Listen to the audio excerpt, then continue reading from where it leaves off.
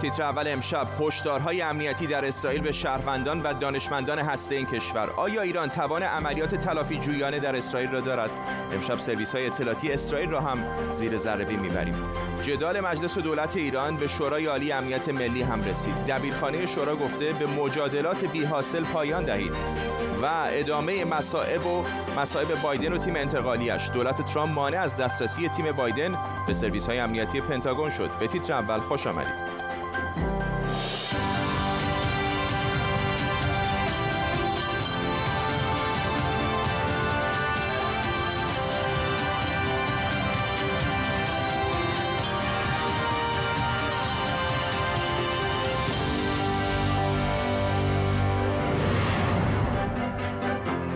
سلام به شما. کانال 11 تلویزیون اسرائیل مدعی شده اسرائیل در اقدامی پیشگیرانه در انتقامگیری احتمالی ایران به ترور محسن فخریزاده از دانشمندان و کارمندان هسته‌ایش خواسته که احتیاط بیشتری به خرج بدن. دیروز هم ستاد امنیت ملی اسرائیل به شهروندان این کشور برای سفر به کشورهای همسایه ایران هشدار داده بود. در طول نیم ساعت آینده به کمک تیمی از خبرنگاران و کارشناسان این خبر و موضوعات دیگر رو دنبال می‌کنیم. اول از همه بریم به خود اسرائیل. بابک اسحاقی از تل‌آویو با ماست با تازه‌ترین‌ها. بابک، چه میگن رسانه‌های اسرائیلی؟ بله فردا تقریبا یک هفته هستش که حمله به فخریزاده و کشته شدن او از تیتر روزنامه‌های اسرائیل پایین نیومده و همه به این مسئله و آیا و چگونه ایران در صدد انتقام گیری برخواهد اومد میپردازند. امروز دیروز یعنی در حقیقت وزیر اطلاعات اسرائیل الی کوهن بدون آنکه به نقش اسرائیل در این حمله اشاره‌ای بکنه گفتش که ایران به فعالیت‌های مشغول هستش که تمام خاورمیانه و جهان را به خطر میندازه. او در ادامه گفتش که اسرائیل فخریزاده را از سالها پیش میشناخته و فعالیت‌های او را دنبال میکرده و میدونسته که او به چه کارهای خطرناکی مشغول هستش. در ادامه الی کوهن ارزیابی کرد و گفتش که تصور میکنه که دستاندرکاران برنامه‌های اتمی رژیم ایران از این پس با آرامش نمیتونن سر به بالین بذارن، زیرا میدونن که آنچه که هفته پیش رخ داد ممکن است که گریبان اونها را نیز بگیره. ولی فردا در همین بین اسرائیل هم خودش را برای واکنش ایران آماده کرده و همانطوری که گفتی یک سری هشدارهایی را به سفارتخانه‌ها، شهروندانش، همچنین به کارشناسان و مقامات ارشد هسته‌ای در راکتور دیمونا در جنوب اسرائیل داده و گفته که باید مواظب باشند. بابک اسحاقی در تل‌آویو اسرائیل، ممنونم از تو. رد پای سازمان‌های اطلاعاتی امنیتی اسرائیل رو میشه توی هتل البستان روتانای دبی، قلب اروپا، سواحل آرژانتین و البته ایران هم دنبال کرد. امشب به سازمان‌های اطلاعاتی امنیتی اسرائیل نگاهی می‌کنیم که جزو مخوف‌ترین سازمان‌های اطلاعاتی دنیا هستند.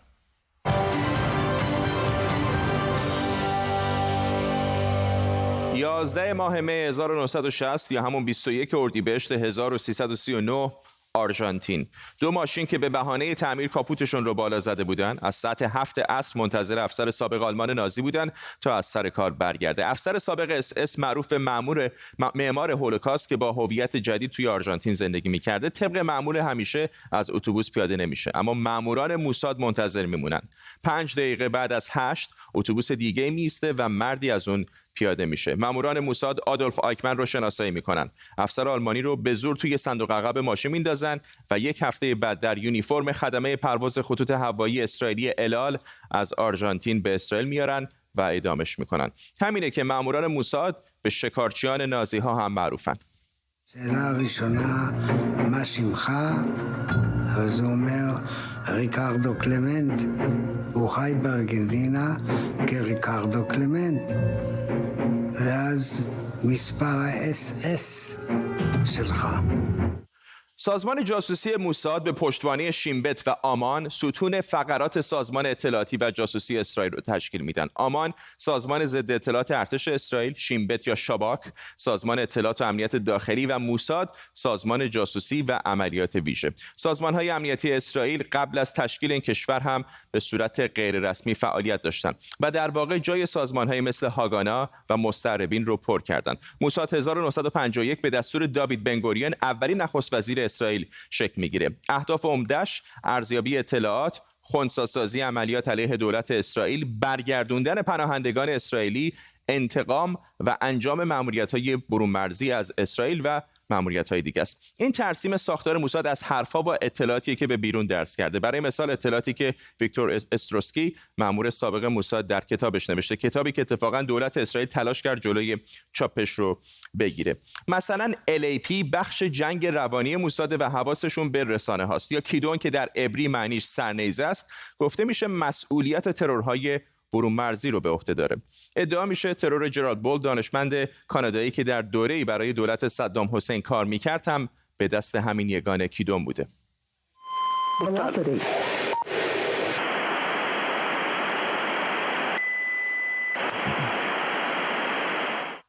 قبل از اینکه بریم سراغ چند تا از عملیات‌های مهم موساد، بذارید به آمان، سازمان اطلاعات ارتش اسرائیل هم نگاه کنیم. این سازمان هم به دستور بنگوریون شکل گرفت. مثلا یگان 8220 زیر نظر آمانه که عملیات‌های سایبری رو هدایت می‌کنه، یا یگان 81 که روی تکنولوژی‌های پیشرفته کار می‌کنه، یا یگان 269 یا سایرت متکال با این شعار که میگه اون که جرأت داره پیروز میشه. مسئول عملیات شناسایی برون مرزی اسرائیل. بعضی‌ها ادعا میکنن که بمباران تأسیسات هسته‌ای عراق یا سوریه با همکاری آمان بوده. אני לא חושב שהמוסד אז חיפש יחסי ציבור. זו הייתה יחידה, כלומר גוף מבודד שעוסק בדברים יותר חשובים. حالا چند تا عملیات کلیدی موساد. الی کوهن، جاسوس اسرائیلی که چنان در ساختار قدرت دولت سوریه نفوذ کرد که شد مشاور ارشد وزیر دفاع سوریه. نقشش توی جنگ 6 روزه بین اسرائیل و عرب که دست آخر به نفع اسرائیل تموم شد کلیدی بود. کوهن 4 سال در خاک سوریه برای اسرائیل اطلاعات مخابره میکرد. نهایتاً لو رفت و اعدام شد. سوریه هیچ وقت حتی با بازگردوندن جسدش هم موافقت نکرد. 19 ژانویه 2010 ترور محمود المبهو توی هتلی 5 ستاره در دبی. جالب این که المبهو که به ادعای اسرائیلی‌ها دلال اسلحه بین ایران و حماس و مسئول ربایش 2 سرباز اسرائیلی بود، با پاسپورت جعلی وارد دبی شده بود و تقریباً 6 ساعت بعد از ورود به هتلی در دبی توی اتاق همین هتل بهش شوک الکتریکی دادن و با بالش خفش کردند. و یا عملیات خشم خدا که انتقام از گروه فلسطینی سپتامبر سیاه بود که با همکاری یک گروه نئونازی 11 تا از اعضای المپیک اسرائیل رو به گروگان گرفتن و در یک عملیات تعقیب و گریز همه گروگان‌ها کشته شدند. 3 تا از اون گروگانگیرها زنده موندن و طی عملیاتی که 20 سال به درازا کشید، اسرائیل هر 3 نفر رو ترور کرد. فیلم مونیخ اسپیلبرگ اتفاقا در مورد همین حادثه است. At this moment, 8 or 9 athletes of the Israeli team are being held prisoner. These guerrillas are a group called Black September. Commandos have automatic weapons on the hostages. A deal had been made. Now the Israelis have disappeared. Massive security forcing in front of it. The Arabs have like... We have 11 Palestinian names. Each had a hand in planning Munich. You're going to kill them, one by one. نیو استیتمنت در گزارشی میگه که موساد دولتی پنهان درون دولت اسرائیل با بودجه کاملا جداگانه است و فقط به رئیس جمهوری گزارش میده. مثلا در اسرائیل قانون اعدام نداریم، اما دستور قتل‌های فرامرزی بارها به دست موساد و احتمالاً با تایید رئیس جمهوری صادر و اجرا شده. انگار ما در جهانی دولایه زندگی میکنیم. دولت‌ها و مؤسساتی که کم و بیش بر مبنای اصول و قواعد بین‌المللی فعالیت میکنن و لایه دوم سازوکارهای فراقانونی پنهان و البته مخوف.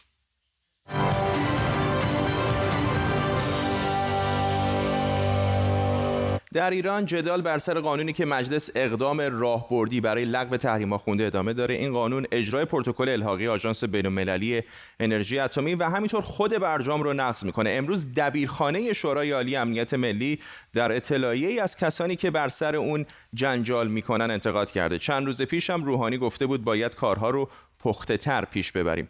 همکارم مرتضی کاظمیان اینجا در استودیو با ماست. بعد اشاره بکنیم که این دبیرخانه شورا هست، در واقع یک صدا شورا همچین چیزی نگفته. چه هست این دعوا واقعا؟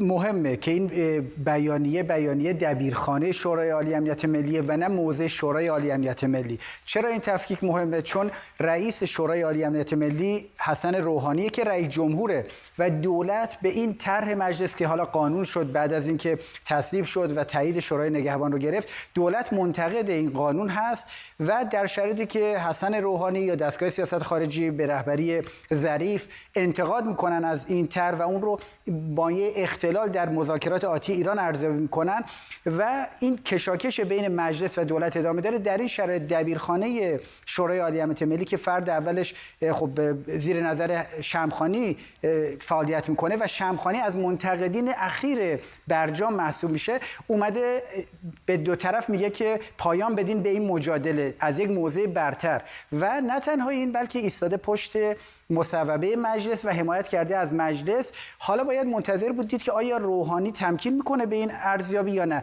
که بسیار بعیده و جالبه که به نوع این دبیرخانه داره تاکید میکنه که درگیر بحث‌های جناحی و باندی نشین، اما داره پرده برداری میکنه از مناقشه که باندها و جناح‌های سیاسی قدرت در ساختار قدرت جمهوری اسلامی درگیر شدن. دو تا نگاه کلان وجود داره، نگاهی که مجلس شورای نگهبان اون رو نمایندگی میکنن و داره فشار میاره به طرف غربی که وادارش کنه به امتیازگیری و نگاهی که حسن روحانی یا ظریف پیگیری میکنن و به نوعی عملگرایانه‌تر و مصلحت اندیشانه‌تر هستش و اونها طبیعتاً این قانون مجلس رو موجب اختلال ارزیابی میکنن. 4 روز پیش سخنگوی دولت آقای ربیعی گفت که شورای عالی امنیت ملی باید در رابطه با برجام عمل کنه. هیئت رئیسه مجلس بهش پاسخ داد، گفت که این رو ما هماهنگ کردیم. دیروز واعظی رئیس دفتر روحانی انتقاد کرد، گفت که دبیرخانه اصلا شأن و جایگاهی نداره برای اینکه بخواد اظهار نظر کنه، چند تا آدمن.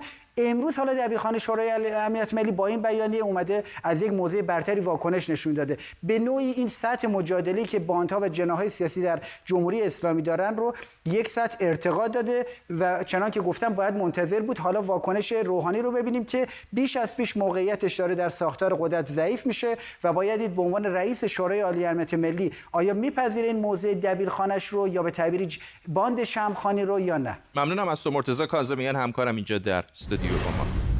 تصاویر زنده داریم از پاریس پایتخت فرانسه مربوط به تظاهرات مخالفان قانون امنیتی جدید در این کشور. معترضان در پاریس برای چندمین بار در اعتراض به این قانون به ویژه یک بند اون مربوط به محدود کردن فیلمبرداری و عکاسی از ماموران پلیس به خیابون‌ها اومدن. مخالفان میگن که این قانون مخالف اصل حق آزادی بیانه که یکی از اصول اساسی جمهوری فرانسه است و دست پلیس رو برای اعمال خشونت یا رفتارهای غیرقانونی باز میذاره. از ساعت‌های قبل تظاهرات به خشونت کشیده شده، دست کم در بخشی از پاریس، و پلیس از گاز اشک‌آور هم استفاده کرده. تصاویر زنده رو می‌بینید از پاریس. در حالی که فقط 45 روز به مراسم تحریف ریاست جمهوری آمریکا باقی مونده، چالش‌های جو بایدن برای انتقال قدرت همچنان ادامه داره. دولت ترامپ از دسترسی تیم بایدن به بخشی از پنتاگون، وزارت دفاع آمریکا، جلوگیری کرده. این به این معنیه که تیم بایدن هنوز نتونسته با مقامات آژانس‌های اطلاعاتی دفاعی و امنیت ملی وزارت دفاع در تماس باشه. آرش علایی خبرنگار ما از واشنگتن دی سی با ماست. آرش، چه هست جریان این دعواها و اختلافات بین تیم انتقالی آقای بایدن و دولت ترامپ؟ مقامات وزارت دفاع در پنتاگون این ادعاها را رد کردن که جلوگیری شده، ممانعت شده از ورود تیم رئیس جمهور منتخب آقای جو بایدن به جلسات هفتگی چندین آژانس اطلاعاتی که زیر مجموعه میکروفونت دم دسته بزن به یقت. من هنوزم صدای شما رو درست نمیشنوم، ببخش من اجازه بده میکروفونمو درست کنم برات. صدامو میشنوی؟ لطفاً آرش اگه صدای منو میشنوی ادامه بده. خب بدون میکروفون صدات بهتر بود تا با میکروفون که دیگه الان تقریبا هیچی نداریم. ممنونم از آرش علایی و پوزش میخوام به خاطر مشکل فنی که داشتیم. اگر بتونیم دوباره در ادامه برنامه به آرش باز خواهیم گشت. معذرت میخوام ازتون. اتحادیه اروپا از کوشش‌های کویت برای حل اختلاف بین قطر و عربستان سعودی، دو دولت ثروتمند خاورمیانه، استقبال کرده. دو کشور الان 3 ساله که مثل کارد و پنیر شدن. بیاین یه نگاه کوتاه بندازیم به سابقه این اختلافات و تنش‌ها و اختلافات بین قطر و عربستان سعودی. اختلافات بین دو کشور و همینطور شورای همکاری خلیج فارس با روی کار اومدن این مرد در دوحه بیشتر شد، تمیم بن حمد بن خلیفه آل ثانی. حالا این اختلافات تا اون وقت چیا بودن؟ رقابت اقتصادی و منطقه‌ای، شبکه خبری الجزیره که قطر تأسیس کرده و خب عربستان سعودی زیاد میانه خوبی باهاش نداشت، و گروه اخوان المسلمین که عربستان سعودی اون رو تروریست میدونه. قطر از اخوان المسلمین که در کشورهای اسلامی نفوذ زیادی داره پشتیبانی کرده. اخوان المسلمین به دنبال حکومت یکپارچه اسلامیه که عربستان سعودی و کشورهای خلیج فارس طبعاً اون رو دشمن خودشون میدونن.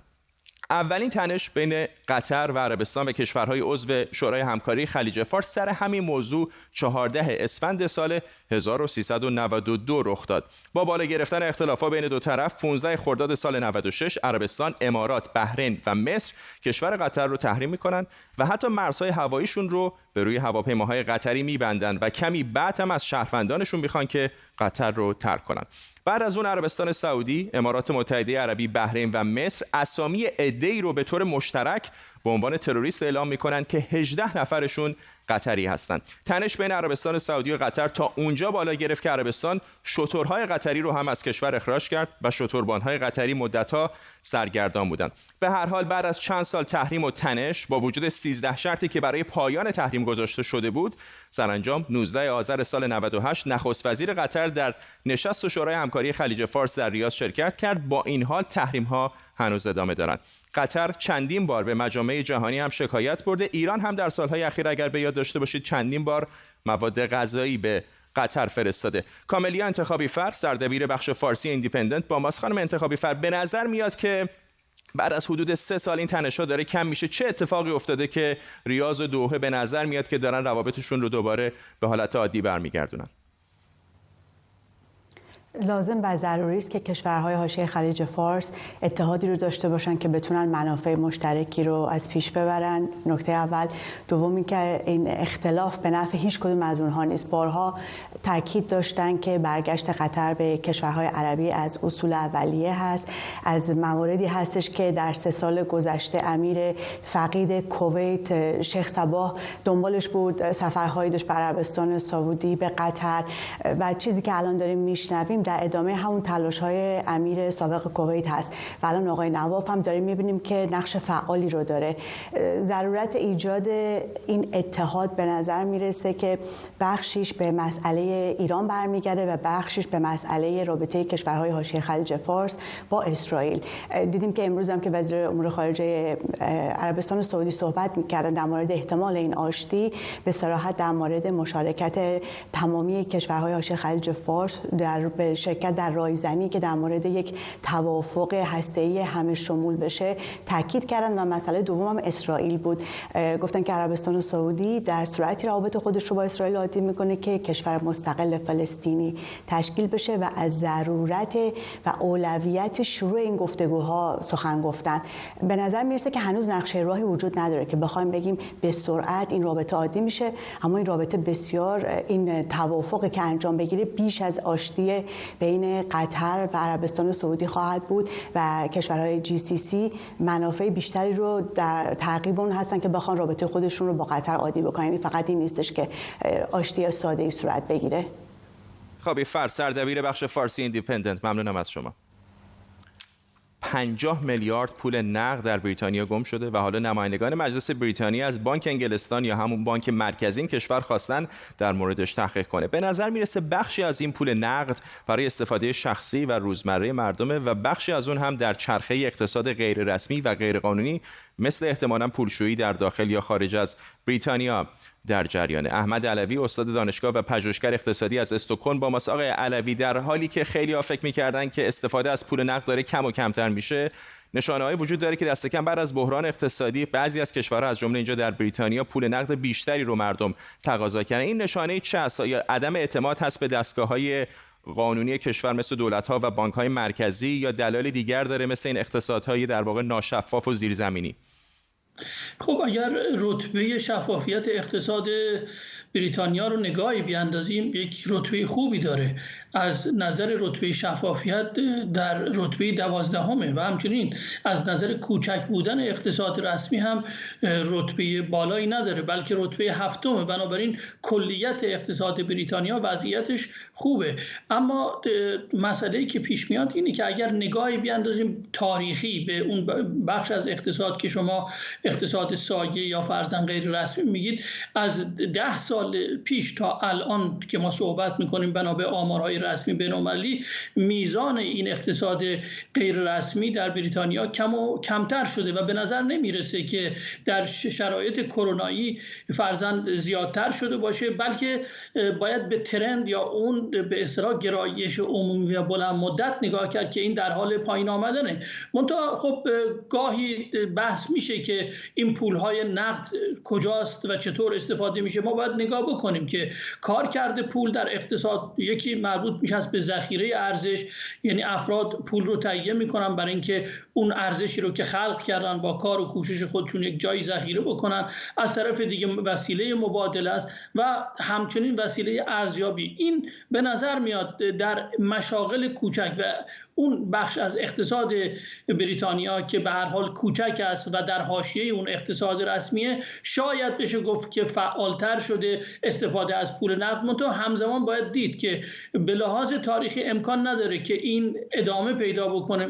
در نهایت تمام اقتصادهای الکترونیک خواهند شد و وسیله پرداخت همون تراکنش‌های بانکی با کارت یا با به اصطلاح اون اپلیکیشن های خواهد بود که الکترونیکیه. بنابراین به نظر نمیاد که این مسئله مهمی باشه و مسئله دیر یا زود حل خواهد شد. ممنونم از شما احمد علوی، استاد دانشگاه و پژوهشگر اقتصادی از استکهلم سوئد با ما.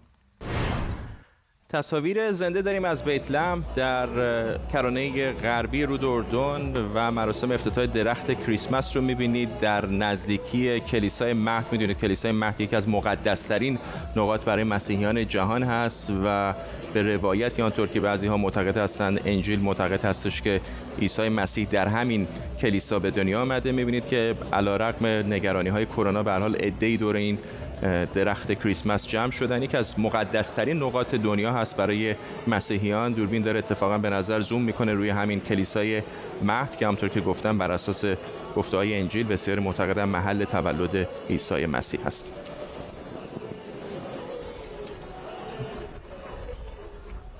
فیلم تنت رو خیلی از منتقدان سینما یکی از بهترین فیلم‌های سال خوندن، اونم سالی که در بسیاری مواقع درهای سینماها تخته بود. در ایران هم از تازه‌ترین ساخته کریستوفر نولان به شدت استقبال شده. این روزها خیلی ها هم توی رسانه‌های اجتماعی دارن درباره‌اش حرف میزنن. کپی‌های این فیلم هم احتمالاً غیرقانونی با زیرنویس فارسی الان بین خیلی ها در ایران دست به دست میشه.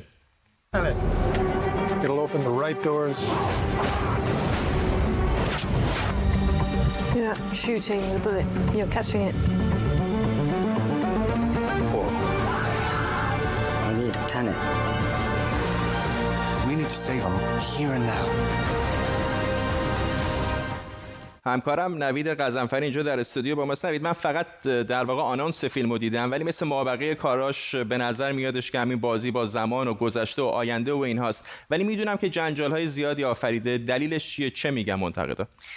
فرداد این البته فیلم 3 ماه پیش بودن اکران شد، اواخر تابستون اینجا اکران شد و این موجی که داری میگی پیشتر ما این رو احساس کردیم ولی الان تازه به ایران رسیده، به خاطر اینکه همونطور که گفتی تازه کپی‌های در واقع حالا غیرقانونیش به ایران رسیده ولی و این موج راه افتاده. این جنجال رو همیشه برای فیلم‌های کریستوفر نولان داریم. اون عادت داره که فیلماش رو مثل بچه آدمیزاد تعریف نمی‌کنه. اگه بخواد از نقطه آ برسه به ب اون رو میپیچونه، سفر زمانی داره یا یه نقطه‌ای وسط انتخاب میکنه با تدوین موازی از دو تا انتها و ابتدا به هم میرسونتش، یا اینکه وسطش سیاه‌چال قرار میده، تئوری فیزیک مطرح میکنه. هیچ ابایی هم نداره از اینکه بیاد تئوری فیزیک مطرح کنه یا مثلا فکر کنه که تماشاگرش خسته میشه. اینا رو توی دل دیالوگ‌هاش قرار میده. همه این کارا رو میکنه در واقع که به اون سیاقی که میخواد، اون سبک و سیاقی که میخواد برسه. و این از لحاظ روایت‌هاش هست. از یک جهت دیگه با ژانرها بازی میکنه. در واقع کریستوفر نولان همیشه میاد میگه که من اون جوری که خودم دلم میخواد میسازم. مثلا بتمن ها رو زمینی کرد، فانتزی زدایی کرد، آشنایی زدایی کرد و آسیب پذیر کرد خود بتمن رو. جیمز باند رو قبل از همین فیلم تنت میخواست بسازه و گفت که من به شرطی میسازم که تمام کارهایی که خودم دلم میخواد رو پیاده کنم. و من فکر میکنم اینجا اتفاقا از کلیشه‌های جیمز باند استفاده کرده و میتونیم بگیم الان ما همچنان دانیل کریگ رو داریم به عنوان جیمز باند، ولی اینجا اولین جیمز باند سیاه خلق شد به خاطر اینکه یک خبیث یا نقش بد کامل جیمز باندی داریم، خود شخصیت، فضای ژانر جاسوسیش و این فقط هم بحث ژانر جاسوسی نیست، خیلی از ژانرهای دیگه هم در این فیلم داخل هستن مثل همه کارهای نولان. همه هدف هم اینه که بگم این فیلم کار خارق‌العاده‌ای انجام نداد. اتفاقا ایدهش از دل ترمیناتور 2 میاد که پدر همه فیلم‌های اینطوریه که از درگیری آینده و گذشته و اینکه به هر حال میان که حتی یک مادر و فرزندی رو نجات بدن که بحث مسیحیت رو هم پیش میکشه. همه اینها رو قبلا داشتیم و ایده جدیدی نیست. منتها نولان عادت داره در واقع با این مهر و امضایی که خودش خلق کرده این جنجال رو بین طیف‌هایی که یا مخالفشن یا موافق، حد وسط نداره، این رو همیشه میآفرینه. ببینم یا نبینم؟ خیلی کوتاه. ببین، حتما باید ببینی، به خاطر اینکه فیلم جنجال برانگیز شده و بسیار سرگرم کننده است. تو سینما ببینی چه بهتر. ممنونم از تو نوید غضنفری، همکارم اینجا در استودیو با ما. به این ترتیب میرسیم به پایان تیتر اول امشب. تا فردا و تیتر اولی دیگر بدرود. نه فرصت کم بود دیگه، آخرش